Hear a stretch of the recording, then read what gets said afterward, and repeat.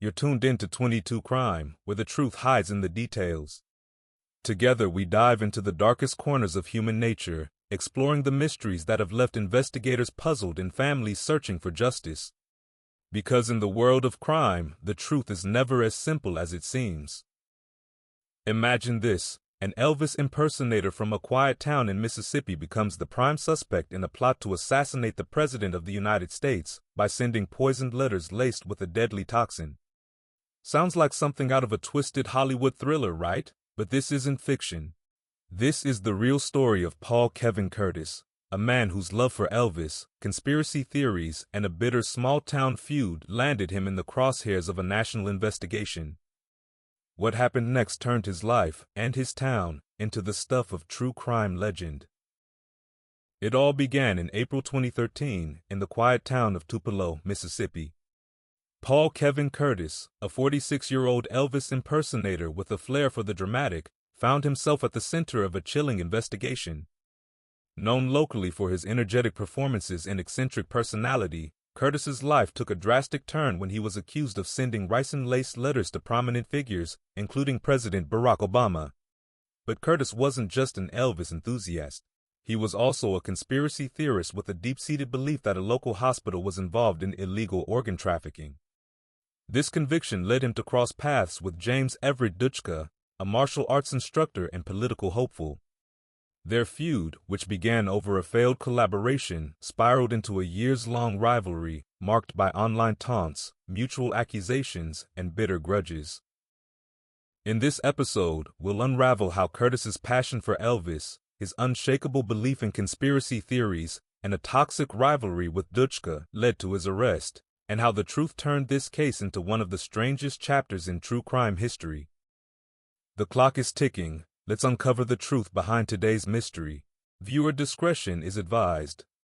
22 is a true crime podcast that delves into real-life crime stories, which often involve graphic descriptions, sensitive content, and strong language that may not be suitable for all audiences.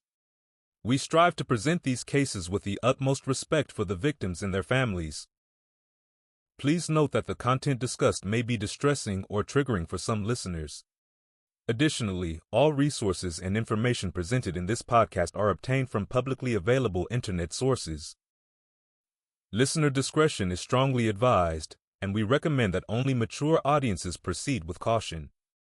If you are sensitive to such content, please consider watching another video. Stay safe and take care of your mental health.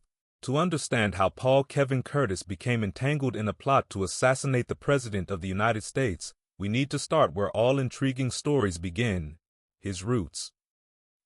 Born in Tupelo, Mississippi, the same town as Elvis Presley, Curtis seemed destined to live in the shadow of the king of rock and roll.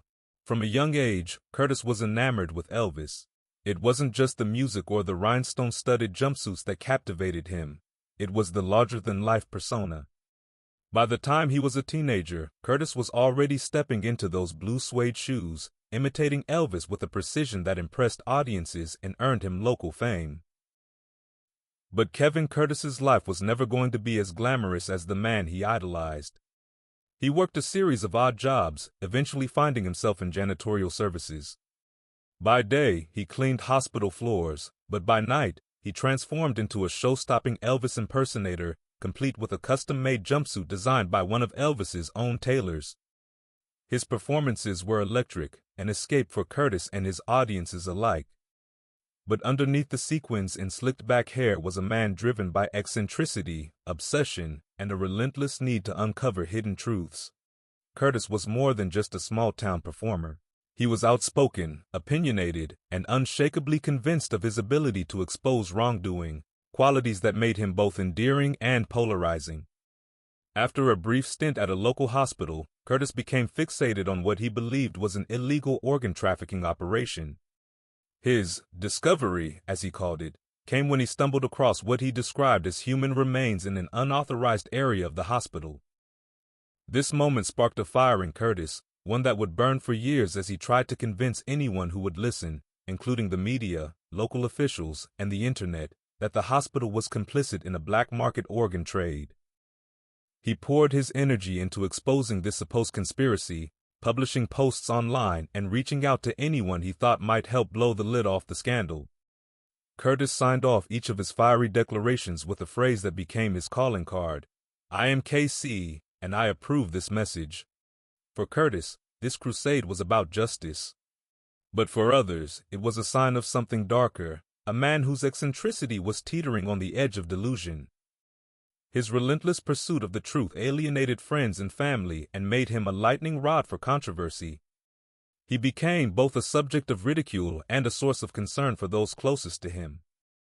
Curtis's story is one of stark contrasts, a man who idolized a cultural icon, lived a life of spectacle and performance, and yet found himself consumed by shadows of conspiracies, rivalries, and ultimately the justice system. But Curtis's eccentricities alone don't explain how he became the prime suspect in a plot to assassinate the president. For that, we need to look at the years-long feud that would transform his life into a national spectacle. Every great story has a foil, a rival whose presence escalates the drama. For Paul Kevin Curtis, that rival was James Everett Dutschke, a man as enigmatic and eccentric as Curtis himself, but with a darker edge. Their feud wasn't born of some grand conflict. It began over a failed collaboration, a single spark that ignited years of animosity and a rivalry that would spiral into the absurd and the criminal. Dutschke was a martial arts instructor who fancied himself a jack of all trades. A man of ambition but dubious follow-through, he claimed to have worked in broadcasting, dabbled in politics, and even ran a martial arts studio. He was also a member of Mensa, a credential he wore like a badge of honor, one he wasn't afraid to flaunt. But beneath the polished veneer of his self-proclaimed intelligence and ambition was a man locals described with far less flattering terms: erratic, short-tempered, and in some cases outright creepy. The first clash between Curtis and Dutschke happened in 2006. Curtis, convinced he had uncovered a black market organ trafficking operation at a local hospital, desperately sought a platform to expose the alleged conspiracy. Enter Dutschke, or so Curtis thought. Dutschke claimed to run an independent newspaper willing to publish any story, no matter how controversial. For Curtis, it was a perfect match. But when he approached Dutschke with his exposé, he was met with silence. No responses to his emails, no follow-up phone calls. It was as if Dutschke's promises of journalistic integrity had vanished into thin air. This snub might have been the end of it, but fate, or perhaps small-town proximity, had other plans. Curtis soon learned that Dutschke worked at the same insurance firm as Laura, Curtis's ex-wife. Their paths were now unavoidably intertwined, and tension simmered beneath the surface.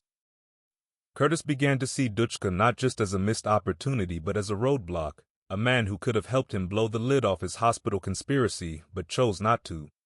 The feud boiled over at an insurance firm luncheon.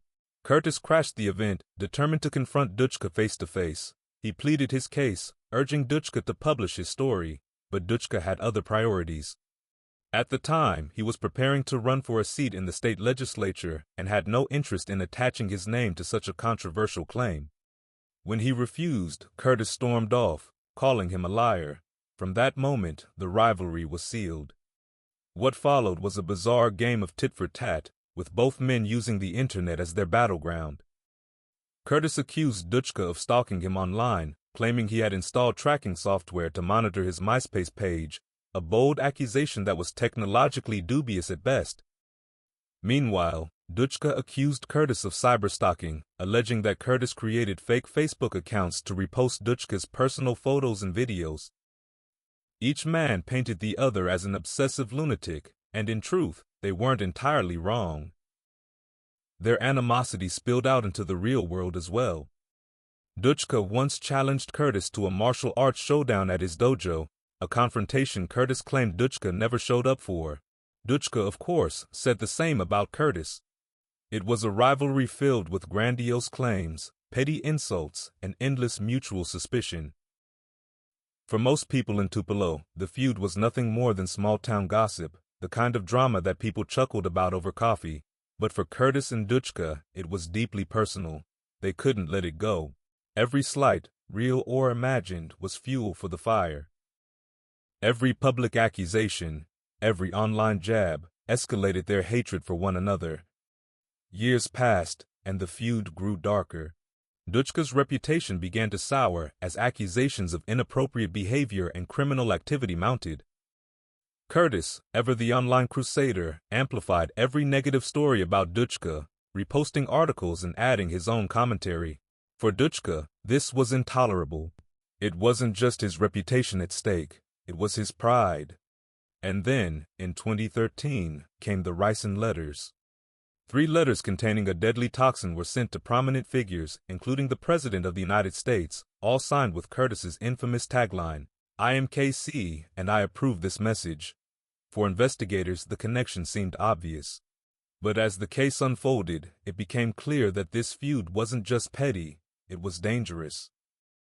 Dutschke, it turned out, had used their rivalry as the perfect cover for his own criminal ambitions. The rivalry between Curtis and Dutschke wasn't just a clash of egos, it was a collision of eccentricities, a slow-building storm of resentment that turned a small-town spat into a national spectacle. Their story is a testament to how far personal vendettas can go, especially when fueled by obsession, pride, and a touch of madness. It was an unassuming spring day in Tupelo, Mississippi, when the small town suddenly found itself thrust into the national spotlight. On April 8, 2013, a letter arrived at the office of Judge Sadie Holland, a respected local figure and mother of State Representative Steve Holland. It wasn't just an ordinary piece of mail. Inside was a coarse powder that sent alarm bells ringing, accompanied by a chilling message. "I am KC, and I approve this message." Judge Holland, however, brushed it off with the kind of calm you'd expect from someone who'd spent years in public service. She joked with her staff, assuming it was a prank or perhaps a misguided attempt at humor. Probably sand from a honeymooning couple, she mused. But this wasn't sand, and this was no joke. Just days later, 2 more letters were discovered, one addressed to Mississippi Senator Roger Wicker and the other to none other than President Barack Obama. These weren't delivered by hand to local offices. They went straight to the heart of power, setting off alarms within the U.S. Postal Service, the Secret Service, and the FBI. The contents of all 3 letters were the same, the mysterious powder and that same peculiar signature, "I am KC, and I approve this message." The powder wasn't just suspicious. It was ricin, a highly lethal toxin derived from castor beans. A dose the size of a few grains of salt is enough to kill. Forensic analysis confirmed the substance, and the investigation instantly became a matter of national security. Who was behind this audacious and potentially deadly act? Federal agents worked quickly, narrowing their focus to the cryptic signature. The phrase wasn't just a random tagline. "I am KC, and I approve this message," was the calling card of Paul Kevin Curtis, an Elvis impersonator with a history of eccentric online posts. His fiery rants about local corruption, most notably his accusations of organ trafficking at a Tupelo hospital, were widely known in the area. He'd used the phrase countless times to punctuate his conspiracy-laden diatribes on social media, particularly during the early days of MySpace. To the FBI, Curtis seemed like a logical suspect. He was vocal, erratic, and a self-professed whistleblower who might have felt cornered by powerful enemies. His tagline linked him to the letters in the most obvious way imaginable, and his online presence painted a picture of a man who had spent years battling unseen forces. Authorities wasted no time. On April 17th, as Curtis prepared to visit his ex-wife, he stepped into his car with his dog, Moo Cow, perched on his lap. The quiet of the neighborhood was shattered as over 24 SUVs swarmed the street, sirens blaring. Federal agents emerged, guns drawn, ordering Curtis out of the vehicle. Neighbors peeked through curtains and gathered on lawns, stunned by the spectacle unfolding before them. Moo Cow, spooked by the commotion, darted down the street. Curtis was taken into custody, bewildered and terrified, with no idea why he was being arrested. The surreal scene felt more like a Hollywood thriller than a small-town afternoon in Mississippi. The press, eager for sensational headlines, descended on the story like vultures. Elvis Impersonator accused of assassination plot dominated the airwaves and front pages. To many, Curtis's colorful background and conspiracy theories made him an easy villain. He was eccentric, outspoken, and fit the mold of the misunderstood loner. But as the investigation continued, cracks in the theory began to show. The man in custody, clad in his sequins and larger-than-life personality, vehemently denied any involvement. Curtis wasn't just confused, he was adamant. He didn't even know what ricin was, let alone how to make it. His protests fell on skeptical ears until investigators noticed something strange. For a supposed criminal mastermind, Curtis's home lacked any evidence of wrongdoing.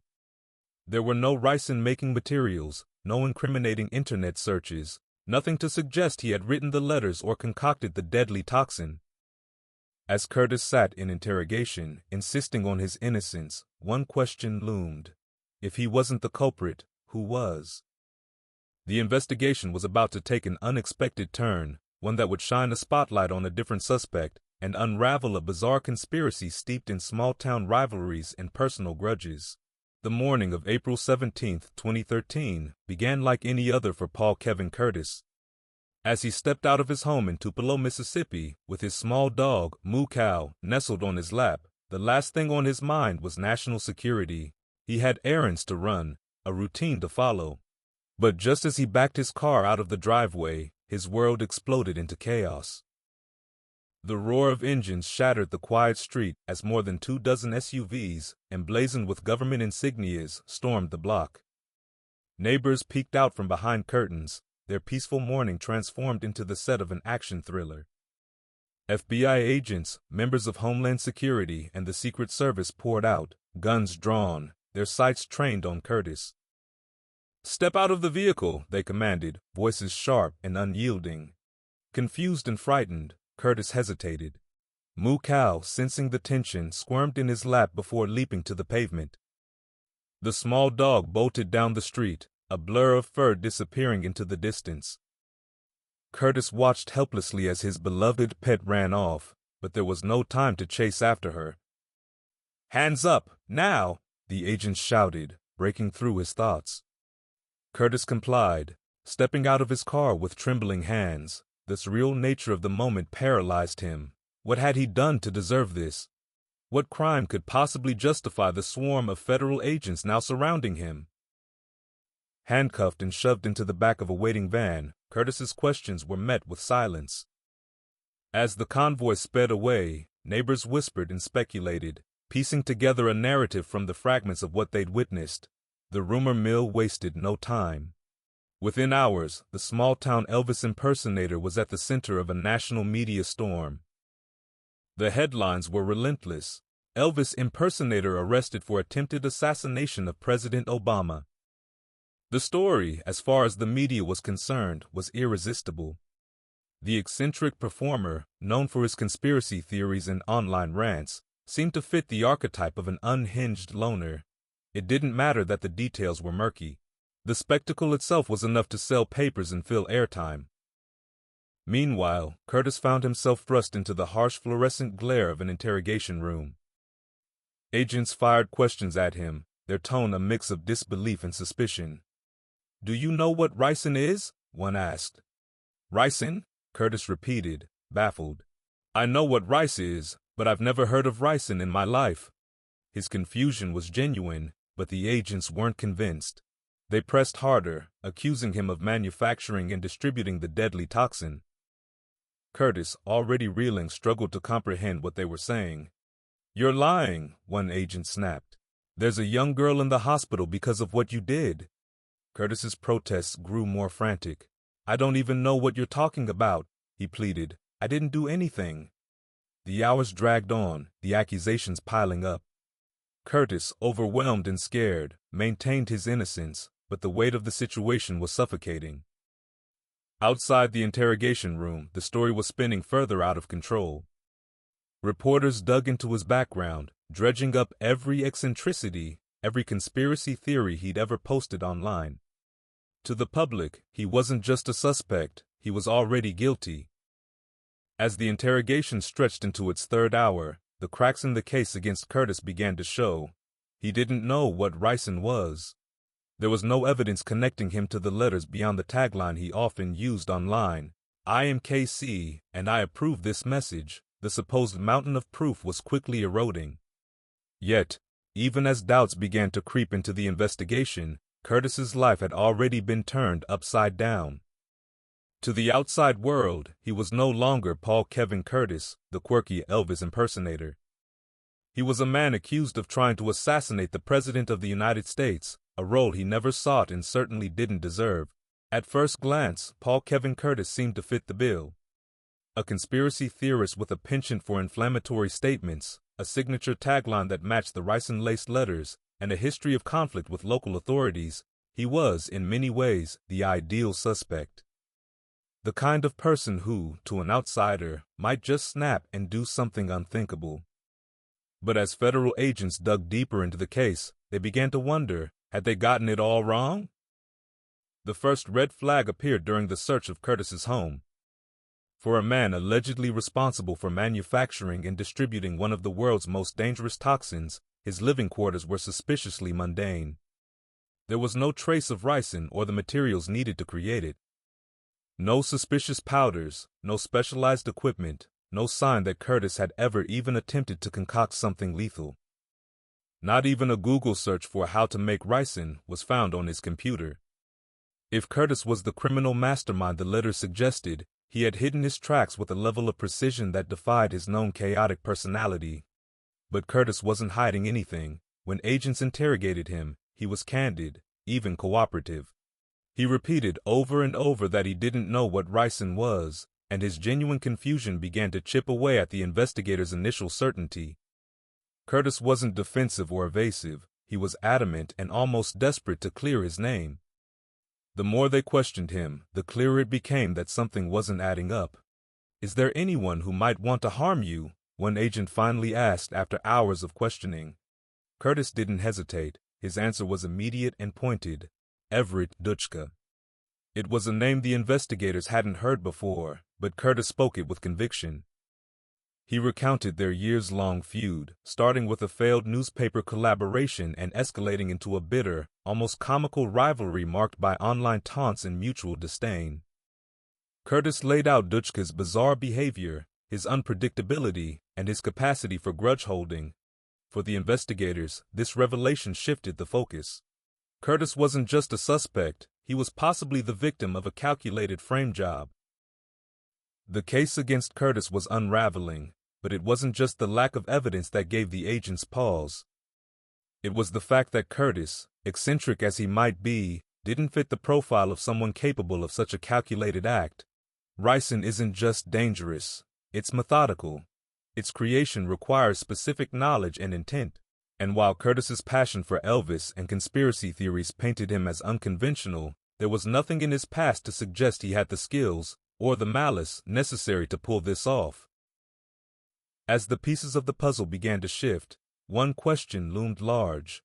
If Curtis didn't send the letters, then who did? And why had they gone to such lengths to frame him? Curtis's naming of Dutschke wasn't just a lead, it was the first glimpse into a much darker twist in the case.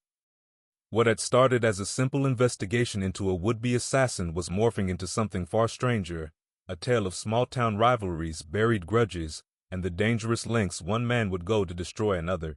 With Paul Kevin Curtis's name slowly being cleared, investigators turned their attention to James Everett Dutschke, the man Curtis had pointed to as a potential suspect.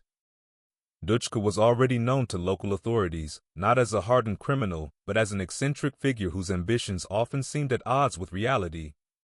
A martial arts instructor, failed political candidate, and self-proclaimed intellectual, Dutschke had cultivated a reputation as someone who didn't take kindly to being crossed. But could he really be behind an elaborate attempt to poison national leaders and frame his rival? The first piece of the puzzle came from a seemingly innocuous observation.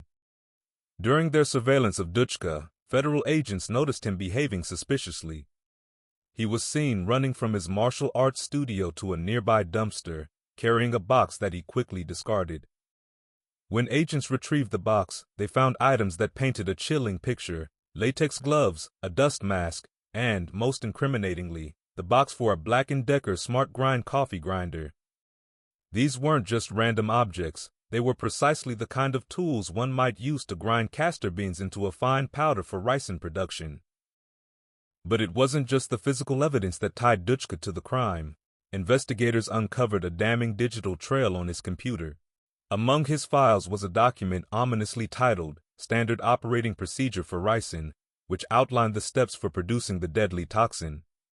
It was a blueprint for biological warfare, and its presence on his device left little room for innocent explanation. As they delved deeper, agents also discovered eBay and PayPal records showing that Dutschke had purchased castor bean seeds, the raw material for ricin, just months before the letters were sent. These records, combined with the discarded tools, painted a clear and calculated effort to produce the toxin. The evidence didn't just suggest Dutschke was capable of making ricin, it showed he had the intent. The question remained, why? What could possibly drive someone to attempt to frame another person in such a heinous way? For those who knew Dutschke, the answer wasn't entirely surprising. His grudge against Curtis had festered for years. What had started as a minor disagreement over a failed newspaper story had ballooned into a bitter rivalry fueled by pride, ego, and mutual loathing. Curtis's online taunts, his reposting of stories about Dutschke's personal and professional failings, and his relentless criticism had clearly struck a nerve. To Dutschke, this wasn't just about silencing Curtis, it was about revenge. But Dutschke's vendetta extended beyond Curtis. As investigators examined his actions, a broader pattern of erratic and dangerous behavior emerged. He had been accused of inappropriate conduct at his martial arts studio, exposing himself to passers-by, and even groping minors. These allegations painted a picture of a man whose moral compass was not just askew but broken. In the end, the weight of the evidence against Dutschke was overwhelming. He wasn't just attempting to settle a personal score, he was willing to risk national security to do so. When confronted with the mounting case against him, Dutschke initially pleaded not guilty. But as the trial loomed and the evidence became impossible to refute, he reversed course, admitting to his role in the crime. In 2014, James Everett Dutschke was sentenced to 25 years in federal prison for the attempted use of a biological weapon. For Curtis, it was vindication. For the town of Tupelo, it was the end of a bizarre and unsettling chapter. And for the rest of the world, it was a reminder that even the smallest of rivalries can spiral into something unimaginably dangerous. By 2014, the investigation into the ricin letters had reached its crescendo. Paul Kevin Curtis, once the prime suspect, was no longer a man under suspicion. The full weight of the federal government's case had shifted to James Everett Dutschke, the martial arts instructor and self-proclaimed genius who had allowed his grudge against Curtis to consume him entirely. The evidence against Dutschke was staggering. The discarded latex gloves, dust mask, and coffee grinder box, the castor bean seeds traced back to his online purchases, and the chillingly methodical standard operating procedure for ricin document on his computer had painted an unmistakable portrait of guilt. Dutschke's efforts to craft a biological weapon weren't just clumsy, they were reckless and dangerous. But the pièce de résistance was his motive, a deeply personal and vindictive plot to destroy Curtis while sowing chaos on a national scale. Still, Dutschke remained defiant. As the case unfolded, he proclaimed his innocence, accusing the FBI of a smear campaign and painting himself as the victim of a conspiracy. Yet the evidence told a far different story, one of a man who let a petty rivalry mutate into something monstrous. When his trial loomed on the horizon, Dutschke faced an undeniable truth: he couldn't win. The case against him was airtight, and the prospect of a lengthy trial promised only more humiliation and an even harsher sentence. It was a losing battle. Backed into a corner, Dutschke finally relented. In January 2014, he pleaded guilty to multiple charges, including the attempted use of a biological weapon. The courtroom, which had been the stage for so much drama and speculation, fell silent as the details of his plea agreement were read aloud. The once defiant Dutschke now stood as a man undone by his own vendetta. His pride, his grudge, and his reckless need to retaliate against Curtis had not only destroyed his life but threatened the lives of innocent people, including the President of the United States. The sentence was swift and severe. Dutschke was handed 25 years in federal prison, a punishment befitting the gravity of his crimes. He would spend the next quarter-century behind bars, far from the dojo, the political ambitions, and the rivalries that had defined his life. His conviction was a sobering reminder of the destructive power of unchecked pride and vengeance. For Curtis, the sentencing was a moment of vindication. After months of being painted as a criminal, he was now fully exonerated, but the scars of the ordeal would remain. He had been dragged through the mud, his name splashed across headlines as a would-be assassin. Dutschke's conviction couldn't erase the trauma Curtis endured, but it was at least a step toward justice. The town of Tupelo, still reeling from the real saga that had unfolded within its borders, finally exhaled. The bizarre rivalry between Curtis and Dutschke, a feud born of petty disagreements and inflated egos, had escalated to unthinkable heights. Now, with Dutschke behind bars, the town could begin to heal. But for everyone who followed the case, the story of James Everett Dutschke and Paul Kevin Curtis remains a cautionary tale. A reminder of how small slights and unchecked grudges can spiral into acts of recklessness and destruction. And how, in the end, no one truly wins when revenge becomes the ultimate goal. The moment of vindication for Paul Kevin Curtis came quietly, almost anticlimactically, considering the storm that had consumed his life. After weeks of being branded in the media as the man behind a plot to assassinate the president, the FBI announced what Curtis had been proclaiming all along: they had the wrong man. The ricin-laced letters weren't the work of an Elvis impersonator with a penchant for conspiracy theories. Curtis was innocent. For Curtis, the ordeal had been like living in a nightmare he couldn't wake up from. The accusations had cost him his reputation, his peace of mind, and even his beloved dog, Moo Cow, who had run off during his dramatic arrest. While the government's admission that they'd gotten it wrong brought relief, it was bittersweet. The damage had already been done. His release wasn't met with triumphant fanfare or the sweeping apologies you might expect from such a high-profile mistake. Curtis walked out of custody into a world that had been conditioned to see him as a villain. The neighbors who had once watched his Elvis impersonations with amusement now whispered behind his back. The media that had been so quick to splash his name across headlines had already moved on, leaving Curtis to pick up the pieces. The emotional toll of the experience was staggering. Curtis had always been eccentric, someone who thrived on spectacle and loved being in the spotlight. But this wasn't the kind of attention he had ever sought.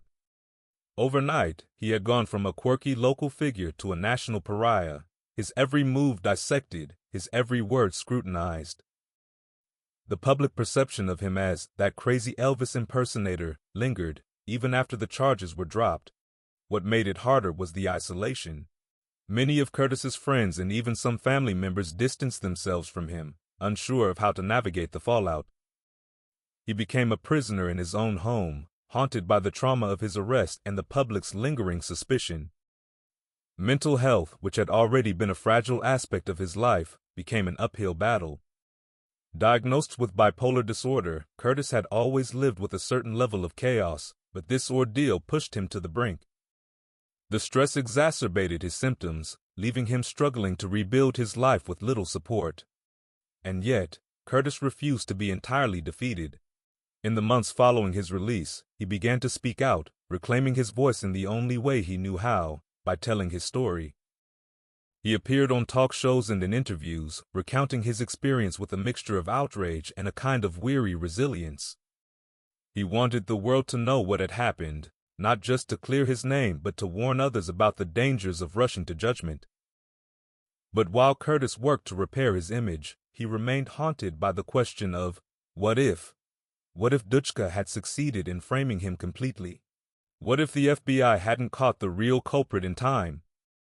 For Curtis, the fear of how close he had come to being another cautionary tale of injustice was a weight that never entirely lifted. His exoneration was a victory, but it came at a steep cost. Curtis's name was cleared, but his life would never be the same. He had faced a national scandal, been vilified in the court of public opinion, and come out the other side. While he could never return to the man he had been before the ricin letters, Curtis resolved to embrace his new reality, flaws and all. In the end, Curtis's story is one of survival, a testament to resilience in the face of unimaginable odds. While justice had been served, it left behind scars that would take far longer to heal. And for Curtis, The greatest challenge lay not in proving his innocence, but in rebuilding his life in a world that had been all too eager to believe the worst of him. When the ricin letter case first broke, it was the kind of story that seemed tailor-made for a media frenzy.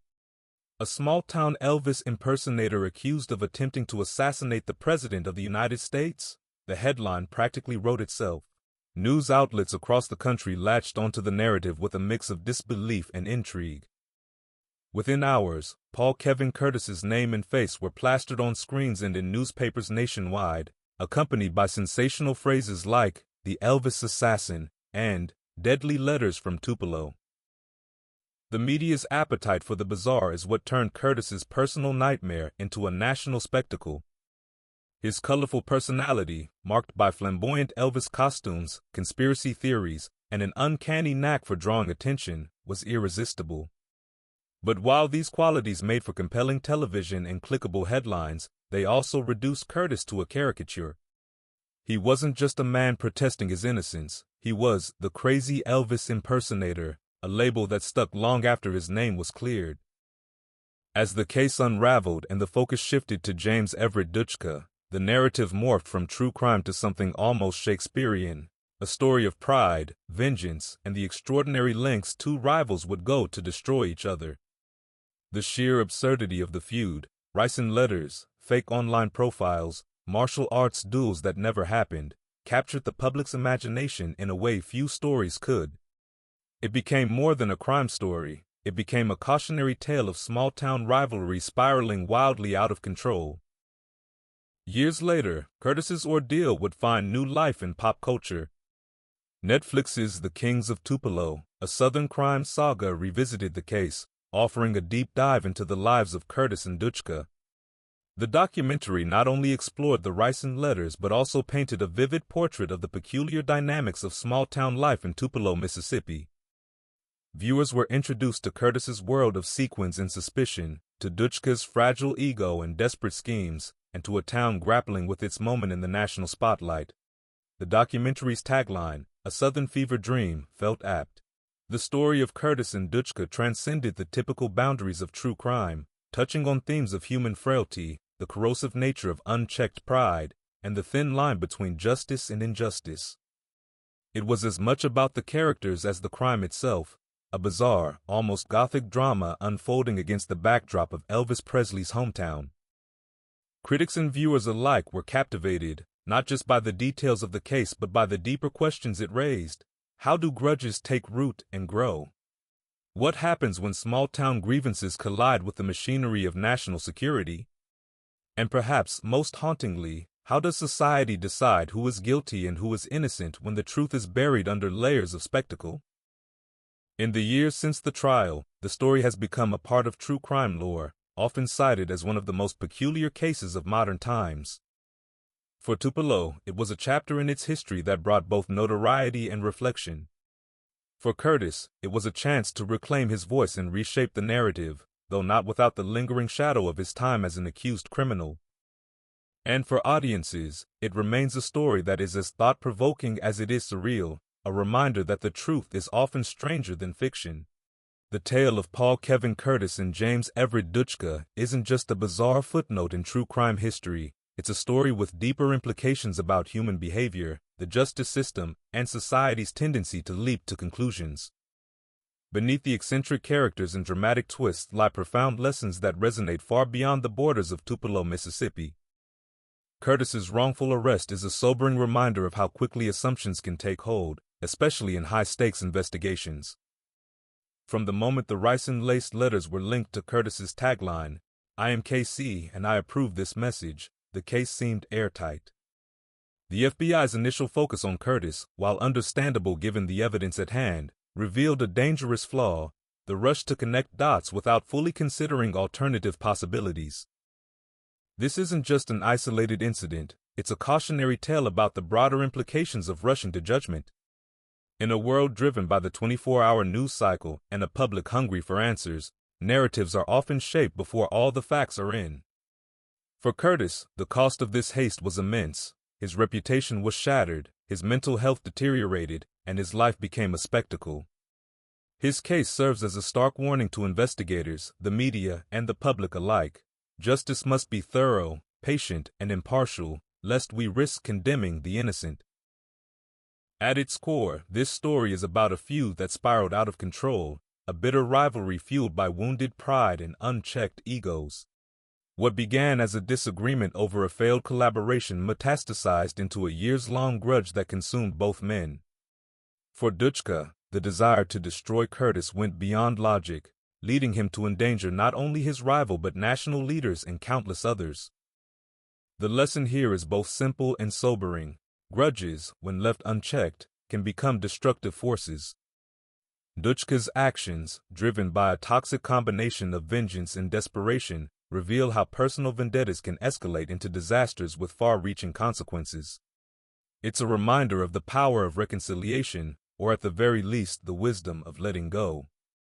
Had either man walked away, their lives might have taken vastly different paths.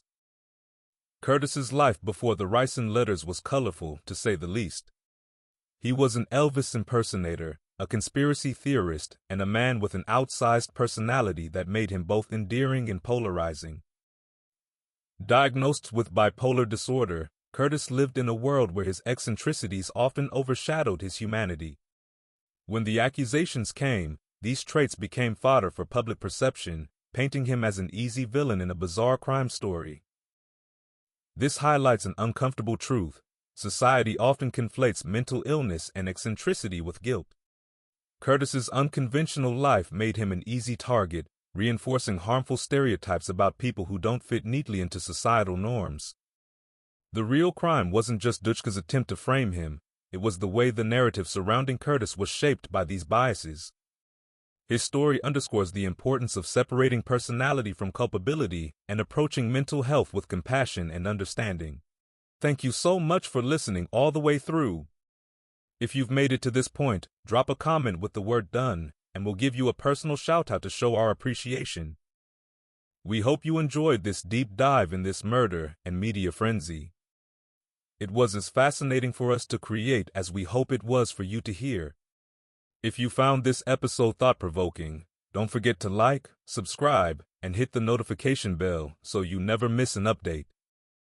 We also invite you to join our YouTube channel, where you can get early access to our content, have your questions answered directly, and enjoy exclusive members-only content. We'd love to know what you think about this case. Was justice truly served? Share your opinions in the comments below. We're always eager to hear your thoughts. For those wanting to explore more on true crime, we've included Amazon affiliate links to some of the books we referenced in our researches. Purchasing through the link won't cost you anything extra, but it will support the channel and help us continue bringing you more content. If you're craving even more, consider joining our Patreon community.